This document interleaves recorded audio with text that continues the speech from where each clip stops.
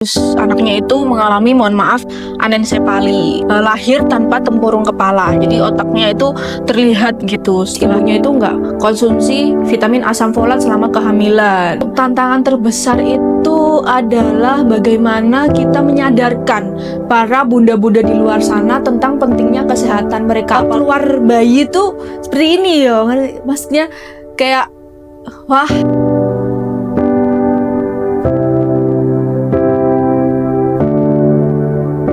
Halo bunda-bunda hebat di luar sana, perkenalkan nama saya Bidan Neni Ratmiasari, STR Cup. Saya merupakan bidan dari brand Almo.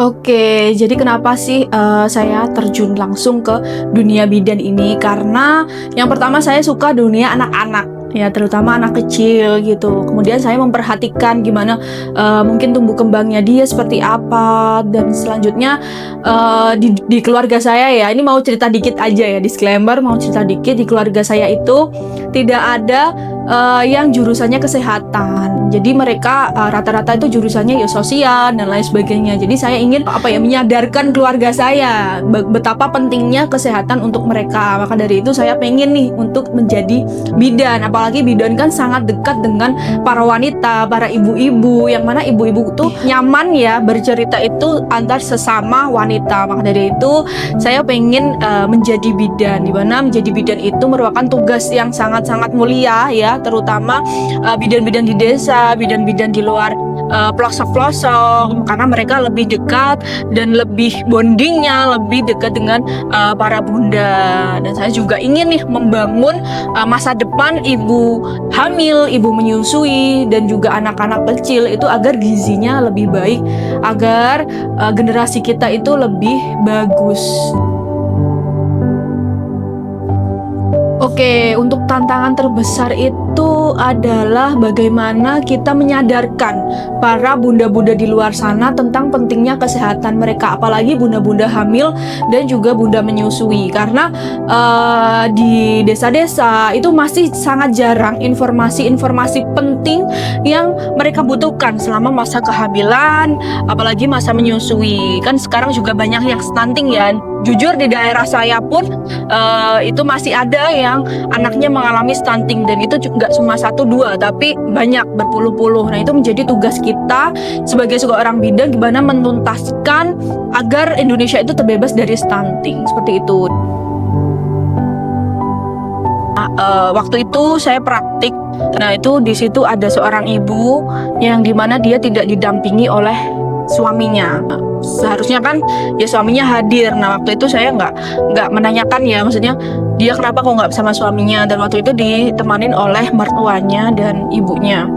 Nah, ternyata itu adalah anak ketiga kalau nggak salah. Terus anaknya itu mengalami, mohon maaf, anensepali. Anensepali itu ternyata adalah lahir tanpa tempurung kepala. Jadi otaknya itu terlihat gitu setelah bayinya lahir. Dan setelah saya anamnesis, ibunya itu nggak konsumsi vitamin asam folat selama kehamilan, karena memang suaminya juga jauh, kemudian orang terdekatnya juga jauh, makanya ibunya itu kurang untuk aware terhadap dirinya. Setelah itu ya kuasa Allah ya, anaknya juga tidak terselamatkan, karena memang bayi-bayi seperti itu tidak bisa bertahan lama. Waktu awal-awal praktek juga kagum gitu loh, menjadi seorang bidan tuh ternyata keluar bayi tuh seperti ini ya, maksudnya kayak wah, ternyata dari ilmu-ilmu yang aku tangkap ya, ilmu-ilmu yang aku dapeti selama kuliah, ternyata setelah terjun langsung tuh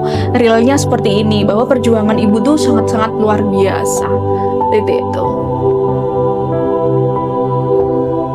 Kenapa saya memilih ke kreator? Dulu juga sempat saya di lapangan ya beberapa tahun, kemudian saya pindah menjadi tim kreator, karena di tim kreator ini kita lebih luas untuk menyampaikan informasi kepada bunda-bunda di luar sana, karena kita kan masuk ke zaman-zaman sosial media, di mana sosial media itu sangat-sangat dibutuhkan ya, apalagi ibu-ibu. Gimana caranya kita mencerna informasi-informasi yang tepat, akurat, dan sesuai dengan anjuran mungkin jurnal dan sebagainya.